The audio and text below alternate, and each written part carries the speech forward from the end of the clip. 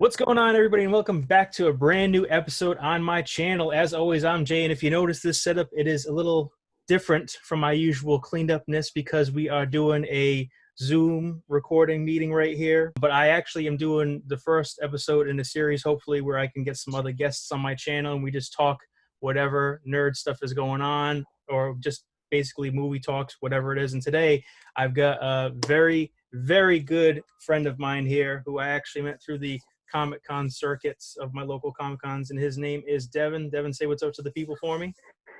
Hey, what's going on, everybody? I'm Devin.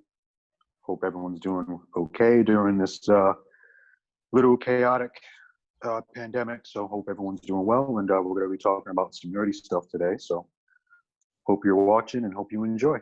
Nice, and thanks again. And honestly, guys, for you who are watching this, Devin actually, he kind of nudged me on this idea. You know, he mentioned this like a little while back, probably, what was it, like a couple months ago and stuff. But gonna jump right into it. The topic on this cast episode right here, the Snydercut. Okay. Hell has frozen over. We're getting Zack Snyder's vision, which, of course, you put a little asterisk or a star next to it because it's going to be his vision, and I'm sure he's going to add a couple extra things that, you know, he wants to, because, again, it's going to be on HBO Max, like it's been announced and everything. But we're actually going to get something more consistent and in line than that little, whatchamacallit, that little bastardization, to put it lightly, of Justice League. Frankenstein version, yeah. Yeah, the Frankenstein version with Joss Whedon coming in, doing reshoots, rewrites. You can't tell me that there wasn't some type of Snyder cut already like 90% finished. Like all the clips, all the Cyborg stuff we saw in the trailers, all the little things that were switched up in the dialogue that even Steppenwolf had, and then people unearthed and reposted on YouTube. I mean, there was just too much to deny that. And then all the people were naysayers and stuff, and then boom, now we're getting it done. Of course, now it's 30 to 40 million that HBO Max is going to have to shell out to finish up the special effects, possible extra clips and stuff. But hey, I ain't complaining. But what's your take on it, man? Yeah, it's a very interesting thing for me. So when I first watched Justice League when it came out, I thought it was really good. I know people are going to be like, what the hell are you talking about? That movie was horrendous. But hear me out. I've been waiting to see Justice League be a movie for forever. I'm a huge fan of the source material, a huge fan of the cartoon. So when they was finally going to get their idea to be realized to the public and on the big screen, I was there. So I saw the movie, I thought it was good, and then I rewatched it again on Blu-ray, and I tried to compartmentalize a couple of times to really just replay it in my head, and I thought, you know what?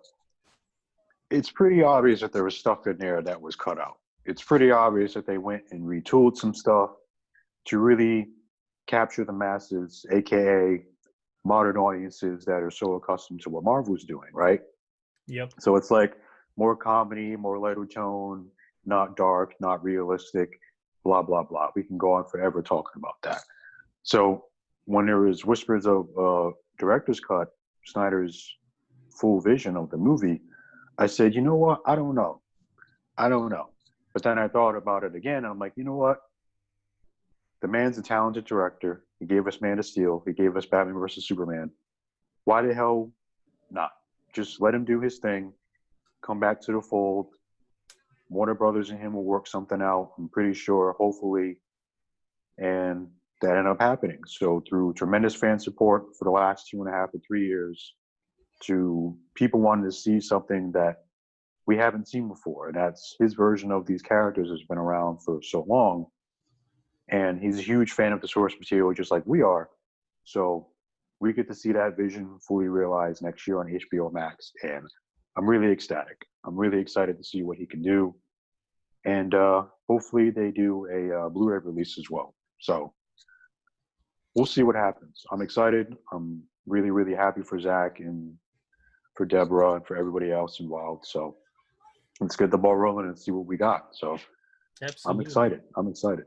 Absolutely, man, and you said it right. I want a Blu-ray release. I don't just want this shit on streaming only. I mean, I gotta have this in my hand. Yeah, I gotta have the physical media in my collection. Like, otherwise, it's not real. It's not 100% real. Yeah, it's a cop out at that point. If Justice League was in a world where we never saw the Avengers, it would have been the Avengers of It would have. Like, like, for real. Justice League was a paint by the numbers after in a post Avengers world. We already seen that.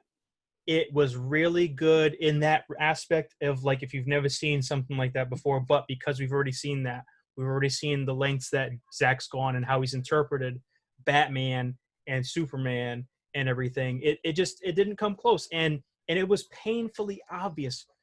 The brunch scene, the talking about the brunch shit.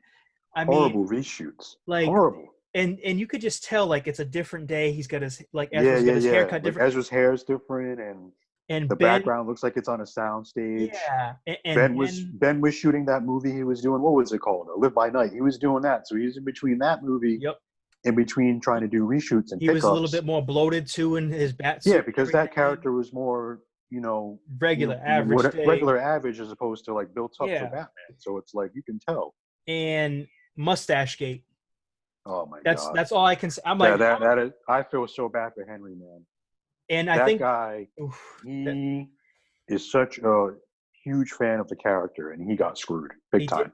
But he got screwed. I'm glad he stuck to his guns on that too, because ultimately Mission Impossible, his role in there was a solid move. His character was badass in there and good. He didn't shave. He ended up, going along with his contract. He wasn't playing games. As great as Superman is and his role and how integral he is into the DCU, that's bullshit. He shot all the things that he needed to shoot. Why are you going to do the man? Yeah, exactly. Why redo all of the stuff that was already there? Yeah. And then on top of that, there were some things after the fact that even did a better job of covering up his face on YouTube afterwards. I know fan people doing stuff with the little digital alterations. And that literally didn't cost them a dime to do. They wasn't putting 30 to 40 million into reshoots to do that shit. No. So it's like, I don't know. It was a mess. It was not a good look for a big studio. But, I think overall it was, and again, it was the studio, because I think the name Kevin Tsuchihara gets thrown out a little bit. Yeah, Kevin didn't know what he was doing. And there was I read a bunch of behind the scenes stuff of what he was doing, and it was not good. Well, and Jeff Johns was kind of being a little bit of a... I don't know anything about the Jeff Johns situation. People try to throw him under the bus. I don't hear anything or read anything about Jeff.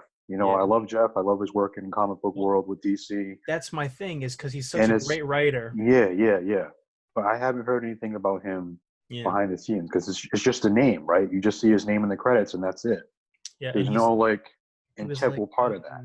He was executive producer, or he was like creative supervisors. But the thing is like Jeff knows these characters, and he even did a great thing for a bunch of them during a lot of runs, even before New 52, during and after. Like the dude is a solid. He knows what the characters. He knows his stuff. He knows his characters. Yeah. So I think it was really more of a top thing where the guy in charge. Really I think it was just a matter of the studio trying to pressure him to do stuff that he didn't want to do, even though it was kind of like an integral role, kind of small.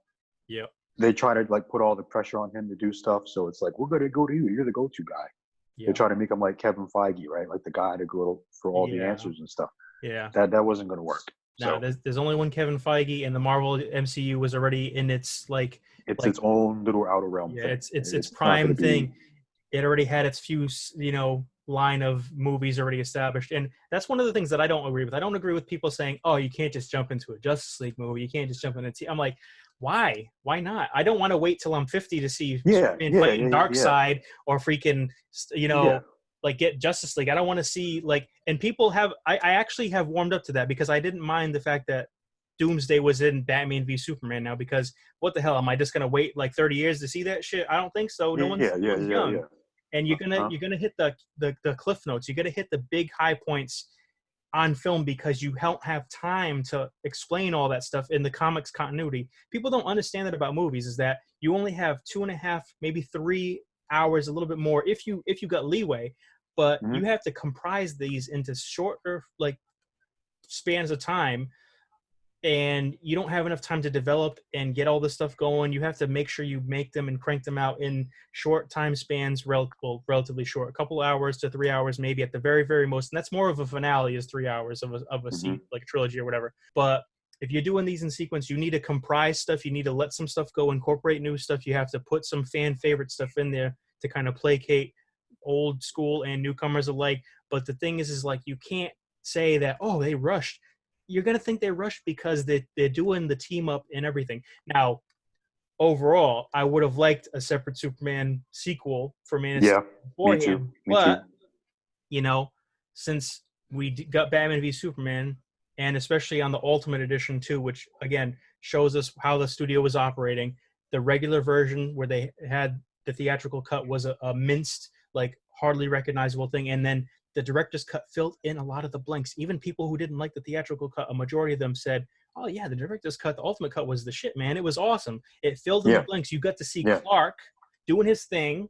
Yep. That's an then, integral part of the character, and they got rid of it in the theatrical cut for whatever reason. So I mean, obviously we talked about how excited we were glad, and obviously we touched on the stupid nature of how the politics were at the studios. But in this cut, some things that we want to see, and you know what, I'm going to just say it, they've already teased him, Darkseid. I want to see Darkseid. Yeah, long overdue, big time. You know, and they're gonna. The thing is that you get some fanboys. Why are we gonna see Darkseid not on the big screen? The first time it's gonna be on a streaming service. I'm like, what difference does it make, man? People are gonna complain about it regardless. Come on. It's that hater rate on Snyder. Yeah. People aren't gonna be satisfied with anything Zack Snyder does. Yeah. That energy is a complete waste. It's not even bothered. You can't even bother with it anymore. And here's the next thing that I wanted is more footage of Cyborg. And Justice League was initially promised as a cyborg tale. He was going to be the heart of the film. You heard that stuff too, right, man? Right? And Victor Stone was going to be like the glue for everybody because he was going to come from the outside looking in and then come through and be thrust into this shit because of all the circumstances of him becoming what he is, being tied to the mother boxes and everything like that too. Yeah, he definitely had a big part of the movie. Zack said he was the heart of the film, and that's definitely a message that goes through Zack's movies with DC. The characters are heart of the movie. You get to see that expanded upon throughout the entire arc for that character and evolving into something more. So hopefully we get to see that with this version that he's doing now. These two are kind of small ones, but Martian Manhunter and Green Lantern. Yeah, I heard about the Martian Manhunter. There's a rumor that it could be Lennox. I don't know his first name. Forgot his first name. Mm-hmm. But the guy in Man of Steel that was helping him, the guy that was part of the military, not Christopher Meloni's character, the other guy. Yeah, no, yep, exactly. The General? I forget his name too, but basically that he's basically been John Jones this entire time, disguised as Swanwick. I think that's his name. Swanwick. Something like that. Yeah. Mm-hmm. But basically that he's gonna have and obviously it's small, but still, unite the seven, get them together, man. Get the JLA together, and then Green Lantern coming at the end, was a whole rumor or everything that at the end of the movie, GL was gonna come through and warn of impending doom or something like that, right? I think. Yeah, I heard about that, but I don't know. There's been so many theories and so many rumors. I don't really know what's real and what's not. I mean, I try to follow closely on Zach's Vero account with all the little tidbits, but I didn't really hear much about Green Lantern aside from that rumor that he was going to show up at the end. Trying to think of what else here. What else I want to see? Well, then again, I mean, I want to see. I don't want to make too many demands though, because as a fan and as someone who wanted the Snydercut, I don't want to be demanding too much. Yeah. You know, I want to be given something that I knew I wanted overall, but that Zach was going to deliver in his way that was more consistent, and that's really what I want. But how about you, man? Anything that you wanted to see in this, or that you were hoping to see? Yeah, I know I made a post a few days ago. I said I wanted to see Darkseid. But other than that, I mean, I'm just patient to see what he can bring to the table. I know he was talking about bringing in Ryan Choi, the Atom. Mm-hmm. That's a real thing. That's Darkseid and Martian Manhunter. But other than that, we don't know anything else. So I think when a trailer drops, I don't know when he's going to drop a trailer, probably for Man of Steel's anniversary in this month. That would be special. We'll probably get a trailer on Man of Steel's anniversary. Yeah. We can only hope. But what I don't want to see is, and he said this originally, he's like, Batman's supposed to die at the end. I'm like, no. I don't want to see that. I don't want to see that. I don't want Batman to die. Because no. Yeah. But his plan, from what I've seen, was, and this is all speculation. I don't know if this is official, but Batman sacrifices himself. Barry goes back in time to change things. Darkseid boom tubes down to the Batcave and kills all the Justice League members and Lois. Some crazy, chaotic shit that I'm like, I don't like that. I mean, I like what Zach's trying to do, but I don't know how true that is and how realistic that is for the story. That's what I heard too. Know. Because basically that's what would lead into Flashpoint is, but he goes back and then we kind of get the timeline that's more in line with the typical thing that we think of for DCEU. I think it's trying to like line up with the nightmare sequence in BVS when Flash comes back in time and he asks him if he's too soon. Exactly. Did he like come in time? Did he arrive too soon for the event that was going to take place with Darkseid, etc.? And I heard I heard a little bit about that because there was going to be a scene in like Justice League Part 2 where it's Batman, the Nightmare Batman, Cyborg, and Flash, and he says, "Okay, well, which option would you do? What's your first option? Okay, it's this. Go to this timeline. Okay, don't do that one. Do this one then, because that's the one that we've already known, and this is where we are right now because of it." Yeah, it's all speculation. But hopefully, no league members getting no league members get the axe early on. I mean, we're just seeing these characters come together. I don't want to see any of them die. So. No, exactly. So to all the stuff that we've been talking about and how I even say, like, I don't want to be demanding too much. Is this event, as unorthodox and unprecedented as it is, feeding into this idea of toxic fandom or appeasing toxic fans, which I don't think I'm a toxic fan, and I don't think you are either, man. I think we seem pretty level-headed. You know, there's some internet trolls and assholes, you know, who are getting their comeuppance right now. But that's such a small margin of people. There was like an article from Collider or something or whatever. Somebody got a think piece out and they said, "Oh, is this a way for toxicity to take over and for fans to demand to see stuff that they want to see?" It's like, I mean, no one was harassing the director to release his version, right? Mm-hmm. This isn't like the Sonic situation where they were harassing the studio, harassing the director to get the game accurate look for Sonic on the big screen because they didn't like how they did it the first time. Yeah. That's different. Yeah. That's harassing them to do it a certain way. No one's harassing Zach to do something. I mean, people were probably like kind of at the extreme at the studio and kind of bitter at the studio for screwing things up. And I understand that. People are passionate. People have a certain passion for these characters. I understand. But to say that's a bad idea is kind of like ludicrous in my eyes. You know what I mean? At the same time, you can't preach creative freedom. And when that happens, you're against it. Exactly. And I think that overall, the Snydercut movement is about like, hey, this guy had to go and leave because of a family emergency. He couldn't finish what he wanted to do. And you kind of pulled the rug out from underneath him in so many bad ways. Let's not have another Dick Donner situation. Let's not have another Richard Donner cut situation 20 years past where he could have actually done a better Superman 3 and 4 or whatever it is. Let's give him his due now. He's doing a little bit better. He's not a bad guy. He was so loyal to these characters and to the studio. So at least give him his third movie. If it's not good, if people don't resonate with it, fine. That's how it is. But if they do, man, you know that you made the wrong decision in the first place because of this. Exactly. Why hire him in the first place to do Man of Steel if you knew what he was going to deliver wasn't going to be for everyone? Why waste the time hiring him? I don't get that. If you knew what you were signing up for, you should have said, you know what, Zach, we're gonna look to somebody else for this job. They did it a million times before with other directors. Yeah. So I mean, directors come and go. They have discussions. They fall through. I mean, it is what it is. It's a studio. They do what they want to do, whatever sees fit. But at the end of the day, you hire the director to do the job. Let them do the job. Speaking of which, now we go into our next topic. After being all, nerdy on the Snyder Cut, what's next? Well, rumblings of the Ayer cut, which clearly is a thing too, because I mean, again, Kevin Tsuchihara, Warner Brothers was in that mood right there before Justice League and during Snyder, the Snyderverse is kind of coming out with Suicide Squad and do a David Ayers thing. And from the first trailer, that's all doom and gloom, and then other trailers with all the murderous things, and then as you saw, the logo being all grayed out and red and black background, and then it gradually became rainbow colored and more happy. More colored, yeah. and stuff. And the thing we got that theatrical cut, which is like they did that because I'm sorry, there was just elements in there that was like a mismatch, a mixed match hodgepodge of Guardians of the Galaxy.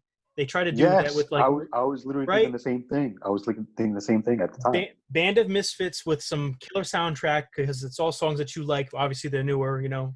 But then you got the mix of Deadpool humor in there. I mean, the unicorn that fucking Captain Boomerang has. That's clearly a Deadpool nod. That was a reshoot. That wasn't there originally. That was a reshoot. Right. And someone pointed out too, when he gets stabbed by one of the goons or monsters, there's a wad of cash in his like jacket where the unicorn was supposed to be stuffed, right? Reshoot. It's like, but the thing is, the reshoots weren't as painfully obvious as Justice League. Now, I don't know if David came in and did the reshoots himself or was a second unit director. I don't know. Yeah. I mean, I liked Suicide Squad. I thought the movie was good when I seen it, but always going back to that first trailer, I was like, where's this? Yeah. Where's this? Well, that's my thing too, is like, that's what I was in store for. And I'll be 100% honest. Out of all of them, I feel like the Suicide Squad was the weakest one, and I don't find very much replay value in it for me personally. I don't see replay value in it either because it was so much. It was such his own thing, right? Like a different director coming in to do his own take on something. Yeah. That wasn't Zack Snyder. Zack was a producer on it, of course, you know, with certain characters, but like, like it's not. It wasn't like terribly out of place in the DCEU or Snyder. No. But it didn't feel like. It's definitely one of those movies that had potential. It's there. Yeah. So it was kind of like, hey, here's this 2-hour movie with no substance. It's just 2 hours of nothing. It's a fun it's 2 ride. hours of nothing. You ride it a couple times and then it's done. And even the director's cut that they released, it was not a director's cut. They added like 2 seconds in there. There was nothing in it. Oh, look at this. Really cool, like big giant plaster letters on the Blu-ray. Extended cut. Yeah. All these advertisements for this extended cut. I'm like, what the hell are you talking about? The extended cut. It's the same movie. The extended cut is seeing more of the Joker shit that was cut out and seeing more murderous stuff, and then seeing him at the end making a deal with like with Steppenwolf. No. Yeah, or with, Enchantress. Enchantress and Steppenwolf had their own thing in the original version too. So that's kind of where I'm begging the question: is the Suicide Squad integral to that now? Because then that ties into everything. That kind of makes sense. It's got to be. Know? If they was trying to do connective tissue even back then, there's no way in hell that they wasn't going to think of that the first time. Mm-hmm. So it's like, why get rid of the connective tissue that could have made everything so organically bleed into the next movie? Yep. Oh, because Marvel did it better. Who cares? Marvel's Marvel. Let them do their thing. You do your thing. That's it. Marvel had a 5-film like head start on this shit. And plus, Green Lantern was a false start. Yeah, they tried to do something with that, and that failed. And that's okay. You're going to have a few bumps in the road. Don't quit. Continue.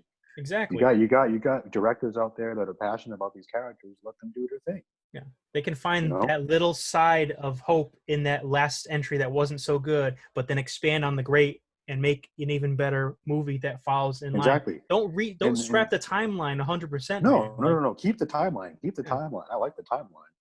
Don't reboot. Don't start over. Don't do any of that. Aquaman, Shazam, all that stuff is still in that main continuity, from what I understand, and that's perfectly fine. And even Wonder Woman, man, your golden goose. What people like to say is that's the box office maker right there, right now. Yeah. So, and what people fail to realize is that all the first 3 entries, Man of Steel, Batman v Superman, and Wonder Woman, and Suicide Squad, or 4 actually, made more money in their first few movies than Marvel made at the box office in their first few movies, apparently. Exactly. And the thing is like people would say Marvel's the gold standard. That's bullshit. Because if you think of the gold standard, everyone's going to copy them, and everyone's going to want to do a cinematic universe. Yeah. You can't copy that. You can't replicate it. It's like Marvel exploitation. They didn't even know they was going to do a cinematic universe back in 2007 when they first talked about it. And then when the first Iron Man came out, there was nothing about an Avengers movie. Kevin was like, oh, maybe we can do an Avengers movie. And they did it. So it was all organically put together. Mm-hmm. Yep. And don't fuck with another company's organicness. Let them do their own thing in their own time. If it's sooner than later, that's their thing. But don't be comparing. Stop comparing. Yeah. If they can give us some kick-ass moments, that's what I'm all about. So if the Snyder Cut works, which I'm cautiously optimistic. So do you think that they should do the Ayer cut right after or anything? Because apparently the Ayer cut had even more footage that was ready, just a little bit more of the, again, effects and everything. Maybe even probably about 20, maybe 20 million or less, maybe to finish it. We'll see. Yeah. I mean, he's definitely up to it. I would love to see it happen. Yeah. I want to see more of Jared Leto's Joker. I loved him with what he was given. Exactly. Dude, that's and that guy has crazy talent. He can act. So don't sit here and tell me that he's a terrible actor. Yeah, he obviously, from what the little tidbits we saw, and not enough was shown of him to make me have a fully informed love of the Joker or a full opinion. Mm-hmm. Exactly. Mm-hmm. But there was so much more that he did, like that we even saw in Yeah. the trailers. Give me back that stuff to see what he did. And the only thing is that sucks is that because he's no longer, like, he's doing Morbius and stuff, is he going to be able to come back as the Joker if he shows stuff? Exactly. But then again, it's kind of the same situation with Batman too. Like Ben Affleck is already kind of. Well, so is he going to be able to come back? If there's two situations with Jared, it's like he's got Morpheus now, and it's going to be its own universe that might try to tie into the MCU. We don't know. Yeah. We don't know. I mean, I know in the trailer for Morpheus they showed Adrian Toomes at the end. Vulture, they showed him. Yep. But Sony owns the IP. They own those characters, so of course they can mess around with it and try to get people talking about it. Yeah. But with Ben, his situation, like I said, he was going through a lot of stuff personally. Mm-hmm. He said he quit. He said he didn't want to do it anymore. He didn't have the passion for it. And I completely understand. Yeah. And I say this 1,000 times over. He's not going to force himself to do something he don't want to do. You don't have to do it. No. If you're at peace with it, you don't have to come back. They can try to like retcon it a little bit and try to just say Batman's retired in this universe. All right, guys. Well, that's been our first two talking points, but we are going to take a short intermission, and we'll be right back, and we're going to finish on the Superman comeback we've been waiting for. Coming up. So we'll be right back after this. All right, folks, and we are back with our final discussion, and it would not be a Snydercut video without talking about one last thing about the Snydercut coming that has been an awesome thing for us fans, especially for this gentleman too. Henry Cavill coming back as Superman again, finally, even though there was like the suit in Shazam with just the S and like from here down, we need real Henry Cavillisms up in this bitch. Definitely, it's long overdue. Yeah, and let's be real here. If we're gonna make those typical comparisons that people like to make with MCU and DC, Henry is the Iron Man of this universe. For sure, it started with him. So, and it's only fitting that he is like again the heart, the center of it, and now he is making his triumphant return because he's going to be coming back as cameos for sure in different entries, but also there's rumblings of a possibility of J.J. Abrams coming in and doing a Superman film, which we were talking about this a little bit before off camera, but J.J. was tapped back in the early 2000s to write a Superman movie and direct possibly, and that got scrapped after the whole debacle of Superman Lives with Nicolas Cage and Tim Burton and stuff, and in the midst of the pantheon of writers, including Kevin Smith and so on and so forth. But JJ was one of the people that was supposed to come in and try and invigorate or reinvigorate the franchise at the time. So, but now with the stuff that he's done, he might be coming back and doing his own Superman, which I think is fantastic. Yeah, I think it's a great idea. I love what he's done with Star Trek. I love what he's done with Star Wars. Even his little stint with Mission Impossible was really nice. So I mean, he's talked about it a couple times, and he hasn't had any concrete discussions with Warner Brothers. But I mean, if I were them, I would jump right on the ship, man, and get this ball rolling. Get him, get Henry, get Hans Zimmer back to do the score, have Zach be a producer, meld everything together organically as much as you can possibly do to be a continuation of Man of Steel. And we got ourselves a movie. So let's go from there. Hell yeah, man. And I agree with you, especially on the Mission Impossible 3 tip right there. Because visually, his style, his cinematography that he works with, and you were telling me a bit about his cinematography that he worked with on Star Trek and Force Awakens. That visual style, that's to die for. I love it. Give me some lens flares. Give me some badass action. Give me some of that like 3D camera getting right up and zooming in the action. I rewatched Into Darkness the other day, and I still fucking love it. I still fucking love it. That movie is absolutely I don't care. Gorgeous. I love it. That movie is gorgeous. And the cinematography is just insane. It's oh my god, and just that scene between Kirk and fucking Khan, Benedict Cumberbatch, and everyone's talking about it's not when he says he's Khan, no one knows. I'm like, but I know. But I fucking know. We know. And you will know because you were going to get curious and you were going to go watch the original series like I did and then become a fan even more. You're going to realize Exactly. people underestimate that factor about these reboots and some of these things because Mm-hmm. when you have a kind of a reverence or some type of thing about these reboots, it gets you curious about the source material. It gets you curious about the original stuff and you go and look at it. At least that's how it is for me, but I'm always a curious dude. So I'm always like looking for more stuff to kind of dig into. So, but Mm-hmm. that fucking movie, oh my God, I love Into Darkness, and Into Darkness in the first movie are fucking awesome. But guys, that brings us to a close here. It's been a great episode. Once again, I want to thank my guest, Devin. And Devin, why don't you go ahead and plug your social medias for any of the viewers on the channel to go ahead and give them a watch or look?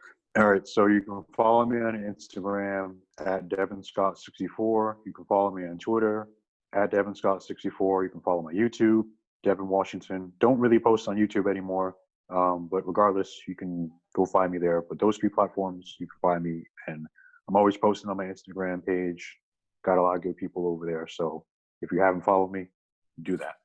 Absolutely, and this dude is a master at some of the best graphics and stuff here, and he's gotten reposted and retweeted by a lot of the CW folks and a lot of the actors and whatnot and everything. So go ahead and give his stuff a watch, guys. Just a little tidbit: I am creating a Facebook page for the channel as well, so be keeping an eye out for that. And of course, you can find me on any of the interwebs as JD7 Videos on YouTube, Facebook, soon Instagram and Twitter. I think so. I'm pretty sure I just renamed my Twitter so that it matches up in line, so that way I have some synergy going on. But anyway, guys, thank you so much for joining us on this episode, and until next time, as always, take care, and I'll see you later. Peace. Take care.